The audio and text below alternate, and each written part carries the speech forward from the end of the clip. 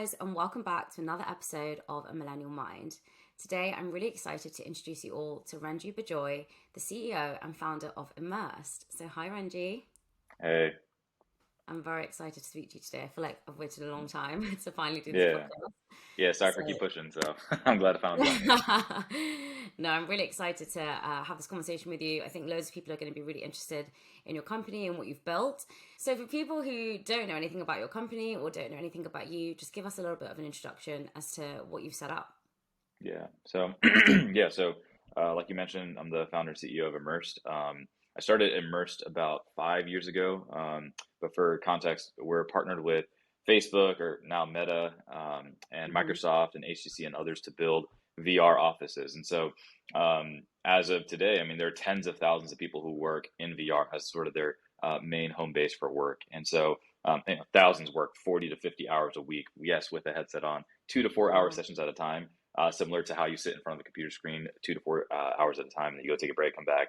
Our Hmm. users do the same thing, but they put a headset on. And so, what it looks like is essentially our software um, pairs or connects your computer to your headset. So when you put the headset on, it communicates with your laptop, whether it be a Mac, PC, or Linux computer. It virtually spawns five screens, creates five screens virtually. And so you have a portable workstation, right? You can take your headset and your laptop to your couch or your porch, or if you're on the road, and you have five screens Hmm. with you at all times. But on top of that, for highly collaborative teams like software engineers or designers or whatever, they could beam into your space as if you were sitting side by side, and coders could code together around all of their screens as if they were physically in the office, even though they're remote. Or designers could get into the same space. They could whiteboard together. They could design on Photoshop together using their separate computers, and it quite literally feels like they're in the office together. And so it's been really cool to see just tens of thousands of people using this as a sort of their main way to get around the issues that COVID had brought as far as people having to work from home. And the hope is that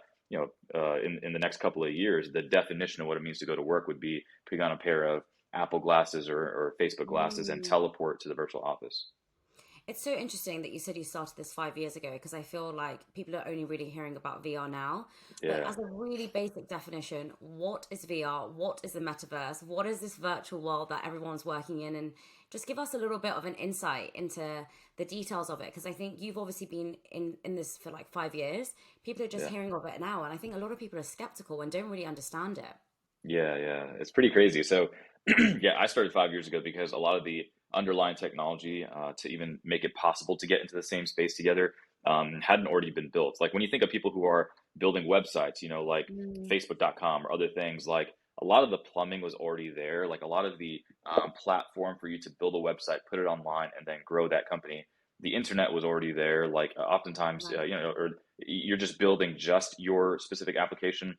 You're not having to worry about browsers working or laptops working like other companies Mm. are focusing on that. Whereas for VR, especially in the early days of Immerse, there wasn't any of the plumbing as far as users connecting to one another or screen sharing or wireless connectivity or spawning virtual screens. None of that stuff existed. So the first 3 years was just us just trying to build it, like let alone get Wow. users. And so that's why we had to start a little bit early. And we weren't able to time when VR would become more ubiquitous, which, VR, there's these are the different generation of headsets over the course of Right. time, right? And my Oculus Quest is in this one here, which is the latest headset. But yeah, like people, I guess you're right. Like a lot of people don't really know what VR is because they've never really tried it. And then those who have Mm. tried it, they tried it back in like 2016 or something when it would cause nausea, it would be slow and just like pixelated. But VR Absolutely. today is pretty mind blowing. Like I put it on my mom a few months ago, and she was just mind blown. Like she just felt like she was just in another world. And so, It's yeah, crazy. pixel density on the screens. Like you're putting this headset on, you have lenses. You feel like you're in another world because every time you move your head with the headset on, it's not like the screen refreshes. So it looks like you're like, yeah, the world kind of rotates around you, but it quite literally just feels like you're putting a headset on and you're just in another world. And so, Yeah. yeah, the hardware has gotten so good to the point where there is no such thing as nausea in VR anymore for the past couple of years. It's not pixelated anymore, and so it's really cool to see how Facebook and Apple and others are creating these thin visor headsets Mm. that Apple is announcing theirs later this year, and just Yeah. people don't realize what that means when Apple gets into something. Like I remember when Apple came out with AirPods, Bluetooth earphones were a thing for 5 years before Apple ever got in. But as soon Yeah. as Apple created AirPods, everyone was using Bluetooth earphones without realizing these are considered Bluetooth earphones. And What? AirPods made more revenue than Netflix and some of these other massive companies combined, just this one product. So all that to It's say, crazy. now that Apple is going to be announcing their VR headset this year, that it's going to be this thin visor, sleek thing. People don't realize we're stepping into a new world. So I'm super grateful that Yeah. we've been here to for the past 5-ish years. We've raised about $12 million. I'm closing on like another 30 to $50 million right now to grow the company to Amazing. be at about 100 people this year. And so we're really making pretty big moves this year. I'm pretty excited about that. So how did you think of the idea? I mean, you thought of this 5 years ago. COVID happened 3 years ago, which is honestly just perfect timing for a product like this. Hmm. Everyone was struggling to work from home. People had no Hmm. idea that VR even existed, I think, like 3 or 4 years Hmm. ago, majority of Yeah. people. How did you even think of this idea and start to execute on it? Yeah. Yeah, so at least COVID hit here in the US about 2 years ago. So the first three Mm, years, I was building something that people thought was a toy, and then for the past 2 years, people started understanding, oh wow, this is actually extremely useful. Um, mm, so 5 years ago, when I started working on this, before I knew exactly what I was going to build, I just remember trying to look around the world and like notice different problems that I had and the solutions to those problems, and if those solutions were appropriate for the problem. What I mean by that is, so for example, for me, before I started Immersed, I was a lead software architect. I coded big software solutions. I led mm. teams to do that for other companies.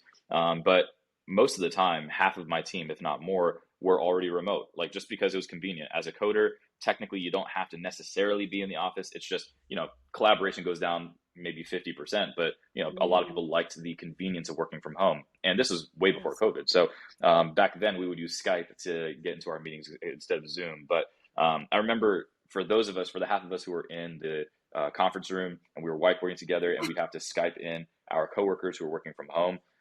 It was just very clear that those who Mm, were working from home were disconnected, disengaged. They didn't really care about being in that meeting. They weren't really contributing anything. And I was just like, there's got to be a better way to get people who are working remote in the same space with us so they could actually be part of the conversation. And so I knew that video conferencing and chat could not be the state of the art in the 21st century. And so I had heard about VR about 5 years ago. I'd never I'd never tried it at that point. I remember buying a Google Cardboard, which is that like cardboard looking thing up there. It's mm. literally just you put your phone in it and it has plastic lenses on it. It's like this $20 thing you can buy on like the internet.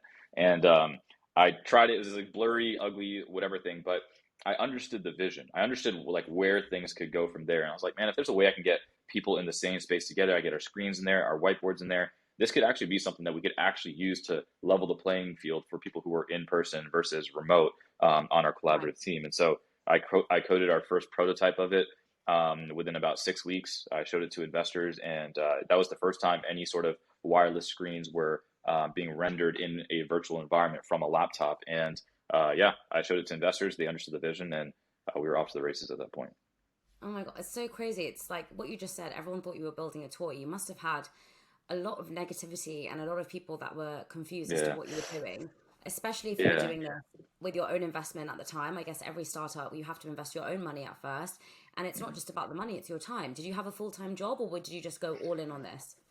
I had quit my full time job about a year and a half before I committed full time to Immerse, meaning like I was just tinkering for a year and a half. So, by God's grace, I had actually really kind of hit I climbed the technological corporate ladder very quickly. Like out of undergrad, it was maybe a year and a half out of undergrad by the time I went from entry level to mid to senior and then lead architect. So I was like 23, 23 Oh and a my half God. by the time I was a lead software architect. So I felt like I hit somewhat of a ceiling in my career. I didn't want to continue working on. I was working on these different time waster apps, and I was like, this is kind of pointless. Like, yeah, it's cool that's getting millions of eyeballs, but it seems like kind of a gimmicky thing to build. So I quit that, left that world, and actually focused on a PhD at Georgia Tech in computer vision and machine learning. So self-driving cars, autonomous drones, things like that. But Wow. that was taking forever too because a PhD would have been 8 years. And the people who were there in the drone lab with me, I could tell they enjoyed tinkering with stuff. They didn't really want to like change the world. And I was like, all right, you guys are smart, but you're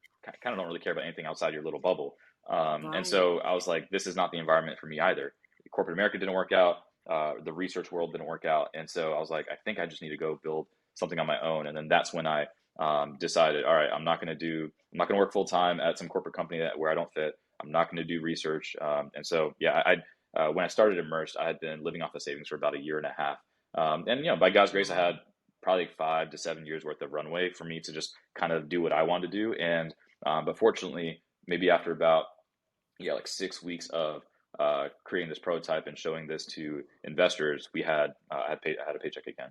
So It's so crazy. So when you were going through this stage where everyone thought you were building a toy, you had just quit mhm, your PhD. You had quit a job before that. How did you mhm. deal with people's comments, or were people just not saying anything to you? Because I can just imagine if I did that, there'd be so much negativity. Like, why aren't you Yeah, sticking to one thing? Why are you jumping from like thing to thing? Like, why aren't you persevering? You don't have any yeah. savings. You've just quit to just build something that's a toy. Like, how did you deal Yeah. with that? Yeah.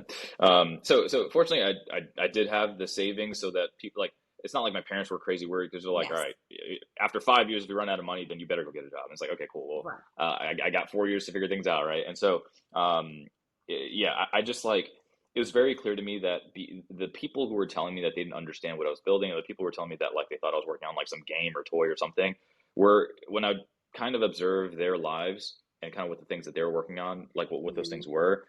I knew I didn't really want to recreate my life to be similar to look like theirs. Meaning, Right. if you want extraordinary results, you can't do the ordinary thing, right? So like, 100%. if I'm trying to be the world's next Elon Musk or something, I can't like go work at a 9 to 5 job and then invest all my Yeah. money in real estate.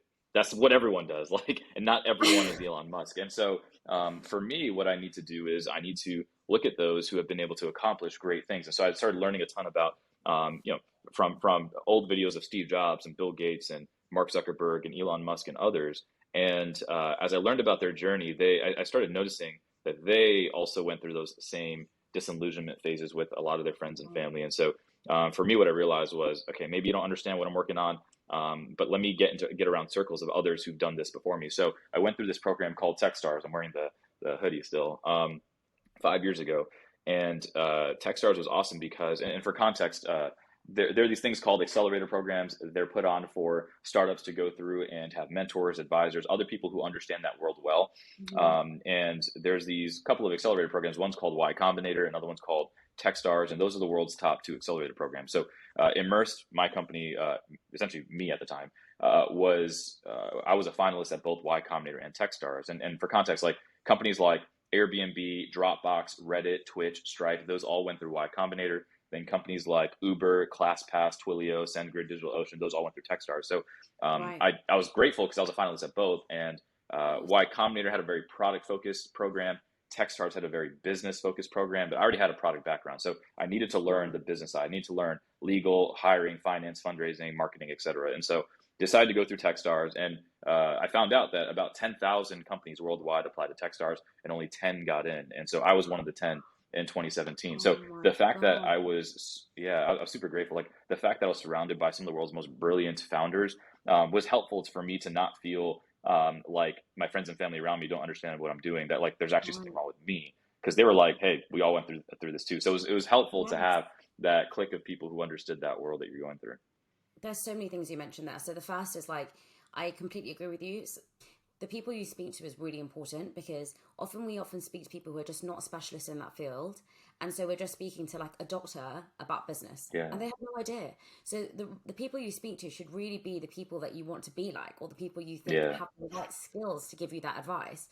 And secondly, what you say about being extraordinary and surrounding yourself with the right people, everyone always says you are the sum of your five friends. If you yep, surround yourself with intelligent people, people who want to grow, people who are, perseverant, people who are determined, then you're going to pick up those traits. If you surround yourself with people that are lazy, people that just watch TV all the time, people who just, don't really care about things, then you're going to have those views too. So you really are the sum of your five people. And I think it's so important to have a good environment around you. And often I think if you look at those who have succeeded, every one of them has failed. So like mm, often people will say that, oh, they've tried so many different things. Every single entrepreneur who's done well, look at Elon Musk, any of these people that you're mentioning, Steve Jobs, mm, they've all failed at some point in their life, right? So mm, if you're yeah, around those kind of people, whenever you have a mishap or you have something that you're just quitting, you'll actually feel more comforted. And another point you mentioned, which I really liked, was knowing when to quit at the right time. often we are just stuck in something and we think we should just persevere with it, even if we think it's not benefiting us. So your PhD could have taken you 7 years and you could have thought, no, I'll just stick at it because I've committed to it. But knowing when to leave is actually a great skill. How Yeah. did you know when it was the right time to leave all your things? Once I realized that I was nothing like the people around me, once it dawned on me that, I guess for me, like I'm not the type of person that caves into peer pressure. I'm not the type of person who Right. just wants to do things that other people are doing. Like Yeah. sometimes what other people are doing is the right thing to look at. Like for example, when I play basketball, I shouldn't invent my own way or my own style necessarily. Maybe look at the pros and see kind of how they do things, and then there's some Mm, aspects of different bits and pieces you can take from them, and then you kind of form your own style of basketball. So I'm not reinventing the way I play basketball, but when it comes yeah. to innovating and creating new companies, it's very difficult to find something prescriptive out there, another person who's done it before you exactly. And Right. instead, so now I'm taking bits and pieces from different founders. But when it came to people in corporate America, and I was hearing that all my coworkers who were software engineers were just taking all their money and investing in real estate, and that's what they thought success looked like. And then I went to the PhD lab, and everyone there was just they just loved tinkering with tech, and that's cool too. But I want to do something with it, and they Right. didn't. It was just very clear that our passions weren't aligned, and so I knew I was in the wrong environment. So I left. I actually had checked out a couple of different startups when I had left that research lab, and Mm-hmm. I started noticing, okay, you guys think a little bit more similarly to how I do. Before I got into TechStars, I was just checking out the tech startup Mm, ecosystem in Atlanta, which is where I was living at the time. And yeah, it was cool to kind of hear from other founders their stories around why they quit their jobs and why they're building what they're building. I didn't stick around to working for one of those companies because I didn't necessarily align with their long-term vision or their right. approach to execution. Because yeah, I mean, building a startup, it's like a 98% failure rate, and so most founders you meet will have a company that just doesn't do well. So and as I look back in time, those startups that I had hung out with in Atlanta before TechStars, 6 years ago, they're not around today. So I guess I had a little bit Right. level of discernment, finding out that okay, it was cool to kind of hear the heart behind what they were working on. Doesn't mean that you're going to go Mm. be the next Elon Musk, but I was able to, I guess, take bits and pieces and realize that okay, I guess the tech startup world is the place that makes sense for me. So let me do some research and see where are the best people in this tech startup world, and that's where I found out about Y Combinator and TechStars. You just seem so driven and so passionate about what you're doing, and I love that. And I think people who are watching this and listening to this will kind of pause here and be like, okay, so you've built this amazing VR tool, right? Is that correct? It's a tool. Correct. Yeah. What on earth is the metaverse, and how is Yeah. it going to be used in the metaverse? Yeah. Yeah. So, Immersed, it started off as just a tool. It started off as something that I just wanted to use with me and my remote team. Right. Because, yeah, I mean, we're about 25-ish people right now. Half of us are in Austin, Texas, and the other half are remote around the US and remote around the world. So, those of us who are remote, we put the headset on and we're sitting side by side as if we're actually in the office together. Whenever we want to collaborate, we throw a screen up and we all share and we get to discuss and point and click and whatever. And so that's kind of what that feature set looks like in the short term. Mm-hmm. And kind of the next phase is as more and more enterprise companies want to onboard their teams onto sort of this VR office solution. That's when things start to mature a little bit more. Similar to like how Zoom is, it's a little bit more, video conferencing is a little bit more than just a Yeah. feature. It's, yeah, they have things like breakout rooms, they have things like chat Yeah. features and whatever. They have teams on Zoom. For us, we just don't see Zoom as the long term goal for telepresence, remote telepresence. Right. We see VR as sort of that way to have presence, even though we're remote. So, even kind of bigger than that, as we branch out from just the work context, we go to virtual happy hours, virtual events, virtual conferences, virtual worlds, where you're kind of doing anything and everything, right? Like as of right now, actually, there's actually a pretty fun fact. My product Immersed is the Mm-hmm. world's most widely used or most used per user product on the VR market today. Meaning Wow. there just isn't another VR app out there where people are spending 40 plus hours every week in it. That just doesn't exist. Like any VR game, you might see games of like Beat Saber or like some of these like first person shooters. Mm-hmm. Unless you're like a pro gamer, you're not spending 40 hours a week in it. You might spend like 2 to 5 hours a week in a game. But because people are literally just sitting there working, doing their day job in VR with Uh-huh. their remote team, that's why our app has the most usage per user on average. So all that And to do you say, think, yeah, go oh, ahead. sorry. No, I was going to say, do you see a concern with that? So, a lot of people are concerned around the metaverse, and we already spend a lot of time digitally online, right? We're always on our phones. Yeah. We're so affected by social media. People feel like there's an addiction, actually, that you can't even put your phone down. So do you think that us constantly being with having a headset on is actually going to cause us more problems?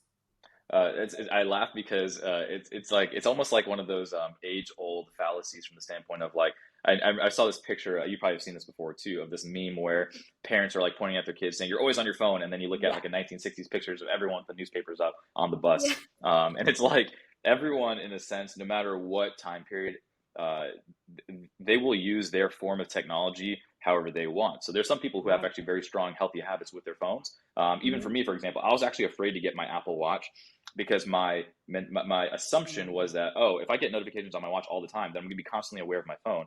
But little did I Right. know, actually having an Apple Watch made me less use my phone less, because I can actually look at the notification, see if it's important, and if it's not important, then I don't answer it right away. I'm mentally aware that, hey, I'm Right. notified, I'll get back to it later. Whereas before my Apple Watch, I had just my phone, and so every time I got a Mm. notification, I'd look at it. Instead of making the decision of should I answer this, I'm like, oh, I'm already on my phone, I might as well answer it real quick and then move Got on with it. my life. But I ended up spending more time on my phone. So likewise, I see that same progression in VR as well. So for me, I don't see VR as the thing that we're trying to get people to spend 168 hours of their week in VR, or even Yeah. 120, or even 100. For me, I look at the metaverse as a way for people to get their work done more productively. Like you have a private, distraction-free workspace, and hopefully you get way more time back to your real life, right? So I don't see Right. the metaverse as a place where you should go escape. I'm not trying to Okay. build Second Life. I'm not trying to build Sims or anything in VR necessarily. I care Okay. about creating a world where it's more effective, more efficient for business, for practical use cases. Like, for example, I got to do a quick meeting, let me put my glasses on. I'm teleported in the same space as someone else. So I didn't have to spend time on the road commuting. I didn't have to fly somewhere. Got it. I got to just put on my glasses, and then now I'm back home. So all that to say, the metaverse is something that if you watch the movie Ready Player One, Steven Spielberg directed it. It's about this, metaverse Amazing. world 20 years from now. He Yeah. does a great job painting a picture of it, but most of the people in that world who are spending that much time in the metaverse are actually playing games. You don't see Right. people like just existing and hanging out with Interactive. people Yeah. necessarily unless they're just gamers. So And you say that it makes you more productive. So you've just given examples of how it can make you more efficient. You're saving time on the road. You just jump in a call with someone. How can it make you more productive? yeah. So even right now, the main use case for Immerse today, people spend 90% of our users mainly use it just for solo work. They don't even use it with their teams. Quite literally, like it's funny because it's not even just techie people. We have like probably 6 or 7 non-techie people on my team. Someone in sales, someone who's on community management, someone who's a recruiter, etc. And they've gotten so used to using Immerse to the point where they just don't feel as productive if they're using just their one computer screen without a headset on. Right. When they have the headset on, because they have so many screens and the whole world is blocked out and they can just focus on their work, it just makes them more productive. We have students who are ADHD from in their high school classes, and they put on the headset in order to be way more focused, and they actually enjoy getting their work done. So all that to say, it's a product that we've created that enables you to enter a mode of deep work more frequently and for longer periods of time. And really, the hope is that we're ultimately able to continue making the product even better, so that it's like an easy reflex for you to put it on, get focused, get your work done, take it off, and then move on with the rest of your life. So one of my next points is actually something that I heard in a debate. So people are struggling with the idea of constantly being online and how it's actually reducing their social interaction. They're worried that they're not going to be able to interact with humans anymore. A lot of people are saying now, I'm always on social media and have a different personality on social media than I do in real life. And you can hide behind a personality, I guess, Yep. online. And so do you think that's going to be a concern with people going into the metaverse and people having a different So identity, I guess, in VR? yeah. So there's going to be two things or two identities that people usually will have depending on what you're doing. So if you're a person who uses VR specifically for practical things like work or networking or whatever, Hmm. you're probably not really going to use the feature of anonymity. That's usually on the gaming side. Because for example, like you don't want if you have your 13-year-old son in VR, you probably don't want someone who's 40 years old like playing with them and like know who they actually are in the real world. You probably want your kids to be anonymous. But as soon as you enter into a networking event where real identification is important, and people need to know who you really are, then that's where you kind of have those practical use cases. And I was even thinking about what does the maturation of Facebook look like in the metaverse, right? Like, what if there was such a thing as a 3D Facebook, right? Like, the cool thing is Facebook, back in the day when it first came out, I remember I was connecting with people from like middle school and kindergarten and like people who I haven't connected with in decades. And I was thinking about, okay, a 3D version of that. If I'm just like walking around in the metaverse and like I see someone from like my childhood, I'm like, oh, dude, David, let's catch up. Like, I Yeah. haven't seen you in so long. I feel like if anything, it actually helps me with social interaction, right? So as long as we're talking about the accountable, real, authenticated, identified side of things, where your real identity, you're connecting with people who you've met with Hmm. before in the past, or even new people who can kind of put the virtual you along with the real you, and there's a level of accountability there. Because yeah, for sure, if people are completely anonymous only, you can live a completely second life and a double life, and I'm just not a fan of Yeah. that. I Absolutely. understand that games need that to protect children, Mhm. but other than that, I personally don't really care for it. That's a really good explanation. I think that will clear up so much and it's definitely helped me. So you're Yeah. Mhm. creating your own workplace in the metaverse. As other companies are creating their own workplaces, if I were to be in your workplace, could I transport to another? Do you think that there's going to be one world where people can transport to each different site? Yeah, so we're gonna essentially recreate what's available in the real world, except for you don't need to commute Right. there.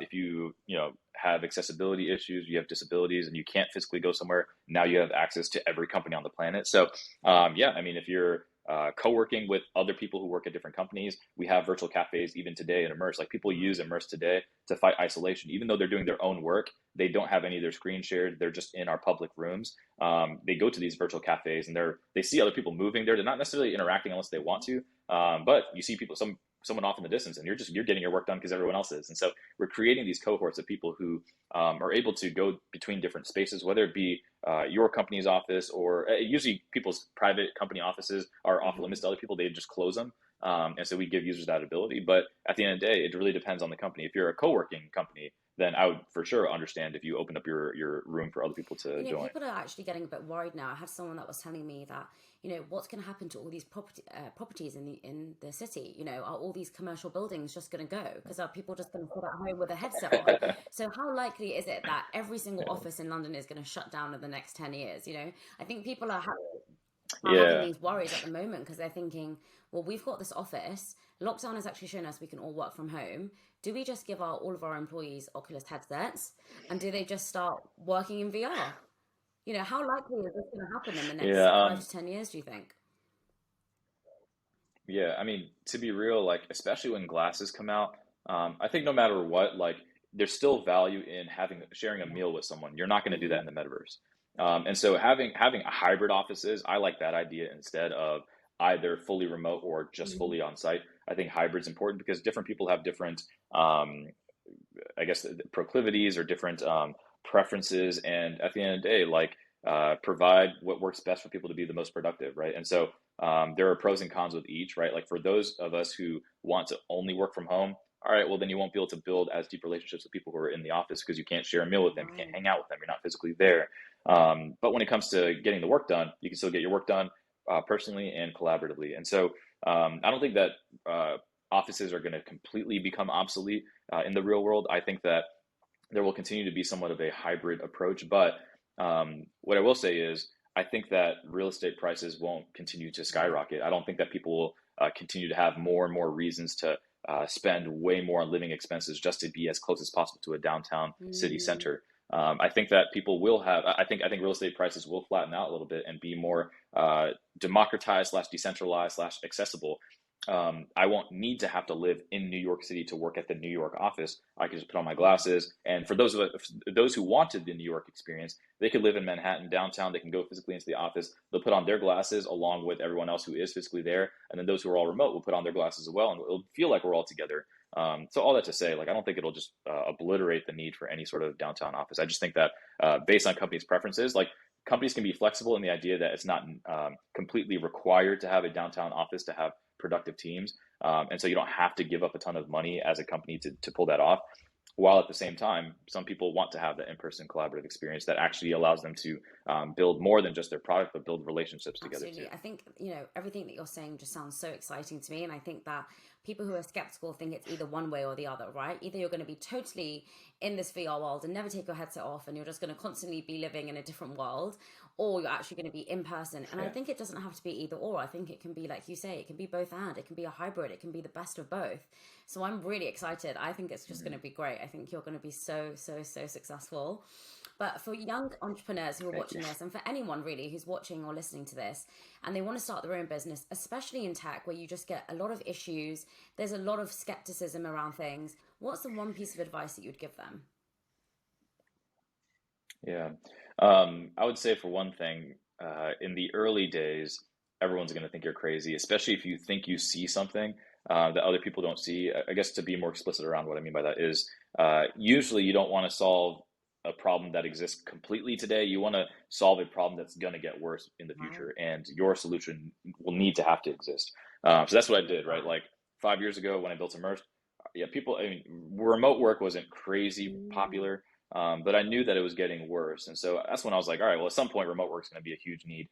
And then obviously COVID was a catalyst. And then obviously, yeah, whatever.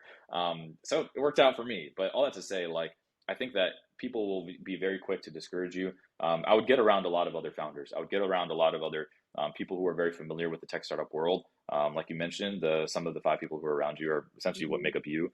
And so, yeah, make sure that the people around you, the people who are indoctrinating you, are people who understand that world. Because at the end of the day, like you're just not going to be able to build an extraordinary company if you're just hanging out only with ordinary people. I'm not saying to not hang out with Yeah. ordinary people or not have relationships with people who don't build companies, but I'm just saying that if you want to learn about how to build companies, you probably wouldn't learn about that from people who haven't done Exactly. It's about having those people in your life as well. It's not about cutting everyone in your life who doesn't want to be an entrepreneur.